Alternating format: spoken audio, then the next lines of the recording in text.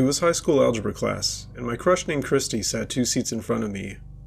Her hair was always neatly tied back, revealing the concentration in her eyes as she scribbled down equations.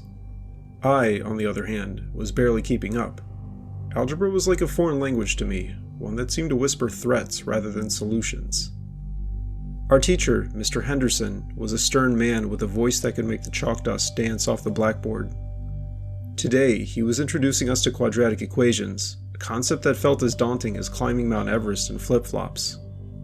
"Remember," he droned, "the quadratic formula is your friend. It will solve any equation of the form ax squared plus bx plus c equals 0. His chalk scratched the board, each stroke echoing like the ticking of a clock in a horror movie. As he turned to write, I noticed something odd. The numbers on the board seemed to shift, ever so slightly, when he wasn't looking.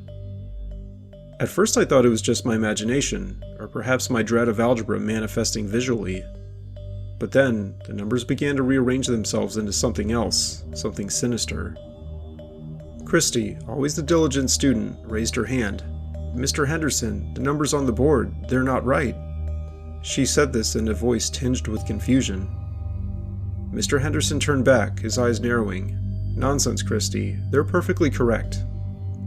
But as he looked, the numbers shifted back to their original positions. He didn't see it, but I did, and so did Christy. Her eyes met mine, a silent acknowledgement of the weirdness unfolding. The class continued, but now every equation seemed to hold a secret and a threat. The numbers whispered to me, telling me I'd never understand, that I'd fail, and that I'd be stuck in class forever. The room grew colder, the fluorescent lights flickering as if in agreement with the numbers' taunts. Then, during a practice problem, something terrifying happened. My pencil moved on its own, scribbling out an equation that was not on the board. It was a quadratic equation, but the coefficients were bizarre, almost mocking. It was x squared minus 13x plus 37 equals 0. I stared at it, my heart pounding. This wasn't just algebra, this was a message. The equation had no real solutions. It was a perfect example of a quadratic with a discriminant less than 0, meaning its roots were imaginary. Imaginary numbers, in this context, felt like a bad omen. Christy turned around, her face pale. "Did you see that?" she whispered, her voice barely audible over the classroom's hum. I nodded, my throat dry. It's like the numbers are alive," I managed to say. The bell rang, but neither of us moved. The other students shuffled out, their chatter fading into the hallway. Mr. Henderson was the last to leave, giving us a curious look before closing the door behind him. Alone, the room felt like a trap. The blackboard now displayed a new message, formed by the numbers themselves. "You will never leave this room." The air thickened, the walls seemed to close in, and the equations on the board multiplied, covering every inch, each one more complex and foreboding than the last. Christy and I were trapped, not by chains or locks, but by the relentless, unyielding logic of algebra, a logic that had turned against us. In that moment, algebra was no longer just a subject, it was our nightmare, and we were its unwilling students. And now we knew that we would be forever bound to its incomprehensible rules. I had to take linear algebra in college, and man did that course bust my butt. It wasn't just the complexity of the matrices or the endless equations, it was the sheer terror it instilled in me, a terror that felt all too real, despite lacking any supernatural elements. It all started on the first day when Professor Harrow walked in. He was a man of few words, his face always set in a stern expression that seemed to say, "You're all doomed." His class was notorious, not for its difficulty, but for its psychological impact. They said he had once driven a student to drop out of college entirely, just from the stress of his algebra course alone. The room was always cold, the fluorescent lights flickering like they were on their last legs, casting an eerie glow over the rows of desks. My seat was in the back, right next to the window where the branches of an old oak tree would occasionally tap, as if mocking my attempts to understand the lecture. The first few weeks were manageable. We dove into vector spaces, linear transformations, and eigenvalues. But then came the project. We were tasked with solving a system of equations that, according to Harrow, would make or break our understanding of the universe. It was a set of equations so convoluted, so interdependent, that it felt like they were designed to drive us mad. I remember the night before the project was due. I was alone in the library, the only sound being the hum of the overhead lights and my own breathing. The equations were spread out in front of me, a labyrinth of numbers and variables. Each time I thought I had a solution, another variable would shift, throwing everything off balance. It was like trying to solve a puzzle where the pieces change shape every time you touch them. Then, the terror set in. It wasn't just about failing the class, it was the realization that these equations could represent anything in the real world. They could predict outcomes, model disasters, or even simulate the collapse of economies. The thought that I might be on the brink of understanding something so vast, yet failing, was overwhelming. That night I didn't sleep. I saw patterns in the dark, matrices forming in the shadows, numbers dancing in my vision. I started to question reality itself. If these equations could model the world, what was to say that the world wasn't just a complex equation itself? What if I was just a variable in someone else's problem set? The day of the presentation, I walked into class feeling like I was about to face my executioner. Professor Harrow's eyes seemed to pierce through me as I stumbled through my explanation, my voice shaky. I knew I was making mistakes, but the equations had taken on a life of their own in my mind, twisting and turning in ways I couldn't control. When I finished, there was silence. Then Harrow spoke, his voice low. "You misunderstood the essence of algebra. You've let it consume you, rather than mastering it." Maybe that was the scariest part. Not the equations, not the fear of failure, but the realization that I had let algebra, a mere tool of mathematics, control my perception of reality. It wasn't supernatural, but the terror was real, born from the depths of my own mind and amplified by the relentless, unforgiving nature of linear algebra. In the end, what I experienced in that classroom, and while working on the problems, was one of the most terrifying experiences of my life. I was going back to community college after graduating high school several years ago, and I was already dreading the algebra class I was sure I'd have to take. The thought of it sent a shiver down my spine, not because of the subject itself, but because of what happened the last time I took it. It was a cold, drizzly October when I first enrolled in Algebra 101. The classroom was in the oldest building on campus, a place where the walls seemed to whisper secrets of decades past. The room was dimly lit, with fluorescent lights that flickered occasionally, casting eerie shadows over the chalkboard. Our professor, Mr. Klein, was an enigma. He was a tall, gaunt man, with eyes that seemed to peer right through you. He spoke in a monotone, almost robotic voice, which made the class feel more like a seance than a lecture. But it wasn't his teaching style that scared me, it was what happened during the classes. The first few weeks were normal, if you could call algebra normal. But then, things started to get strange. One day, during a particularly complex problem involving quadratic equations, I noticed something odd. The numbers on the board began to move. Not in a way that was visible to everyone, but if you stare long enough, the digits seemed to shift, rearranging themselves into patterns that didn't make sense. I mentioned it to a classmate, Jenna, who just laughed it off, saying I was probably just tired. But then she started seeing it too. "It's like the numbers are alive," she whispered one day, her voice tinged with fear. The real terror began when we started our homework. My notebook, where I'd scribbled down equations, began to show anomalies. Equations I hadn't solved would appear, perfectly worked out, but with solutions that led to impossible results, like solving for x would give you x equals pi, or worse, x equals infinity. One night, after a particularly frustrating session, I decided to confront Mr. Klein. His office was as eerie as his classroom, cluttered with papers and old textbooks. When I showed him my notebook, he looked at it with a mix of curiosity and dread. "These are not just numbers," he said, his voice barely above a whisper. They're trying to tell us something." The next class, he seemed different, more agitated, I guess. He started the lecture with a new equation, one that he claimed was the key to understanding the universe's fundamental structure. As he wrote, the room grew colder, the lights dimmed, and the numbers on the board began to swirl violently.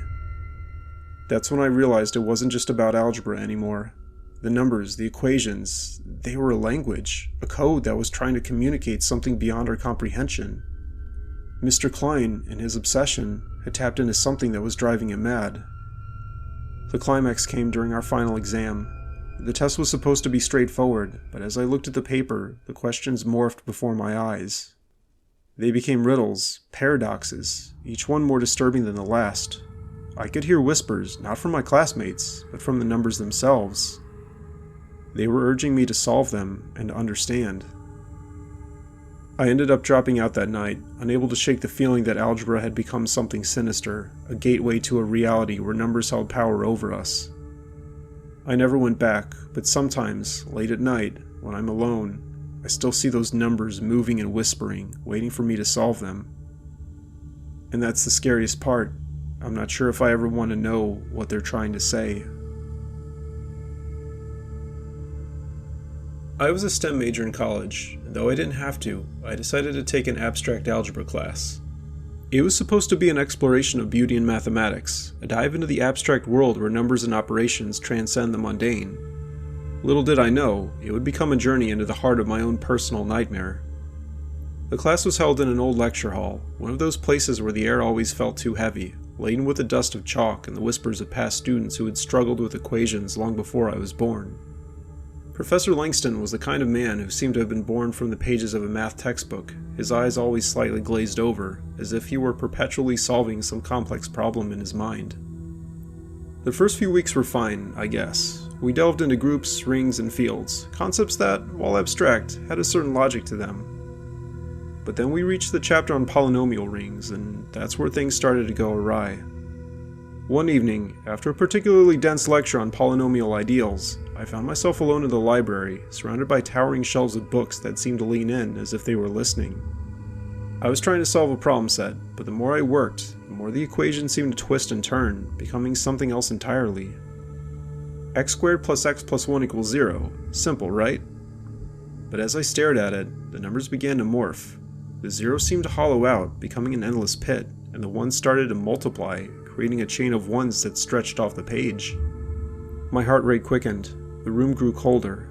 Each equation I tried to solve led me down a rabbit hole of more complex, more twisted versions of itself. The variables weren't just letters anymore. They were entities, mocking me, changing their values just as I thought I had them pinned down. Days turned into nights, and I barely left the library. I stopped eating, stopped sleeping, my mind consumed by the algebra. The equations weren't just on paper anymore, they were in my dreams, in the patterns of the ceiling tiles, in the rhythm of my own heartbeat. X squared plus x plus 1 equals 0. It haunted me. I tried to solve it, but every solution led to another problem, each more intricate, more impossible than the last. The library, once a sanctuary, became a labyrinth of my own making, where every turn led back to that same equation. One night, I found myself in the old lecture hall, the chalkboard filled with my frantic scribblings. The room was empty, but I felt watched. The chalk in my hand moved of its own accord, writing out the equation again and again, x squared plus x plus 1 equals 0. I realized then, in a moment of clarity amidst my descent, that the equation wasn't just a problem, it was a trap. A trap designed by my own mind, fueled by the abstract algebra that had once promised beauty, but now delivered only despair. I dropped the class the next day, but the equation stayed with me. Even now, years later, when I close my eyes, I see it. X squared plus x plus 1 equals 0. It's not just an equation anymore, it's a symbol of my own personal horror, a reminder of how the pursuit of knowledge can sometimes lead you into the darkest corners of your own mind.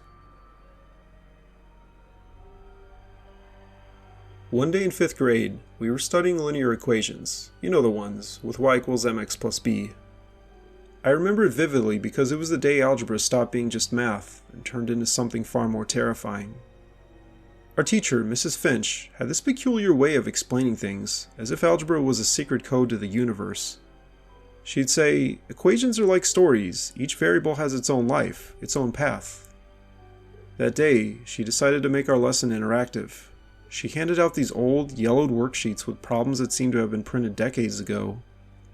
Today, she announced with a glint in her eye, we're going to bring these equations to life. She paired us up, and my partner was a quiet girl named Emily who had always had her head buried in a book. The first problem was straightforward enough, y equals 2x plus 3. But then, Mrs. Finch added a twist. Imagine, she said, that x represents time in hours, and y represents the number of monsters lurking in the shadows of our school. We laughed at first, but as we started plotting the points, the classroom seemed to grow darker. The equation wasn't just numbers anymore, it was telling a story. Every hour, the number of monsters doubled, plus 3 more appeared from nowhere. Emily and I plotted the points, and as we did, a strange feeling crept over me. The line on our graph was steep, almost vertical, showing an exponential increase. By 10 hours, Emily whispered, her voice trembling, there would be over 2,000 monsters. The bell rang for recess, but Mrs. Finch had one more task.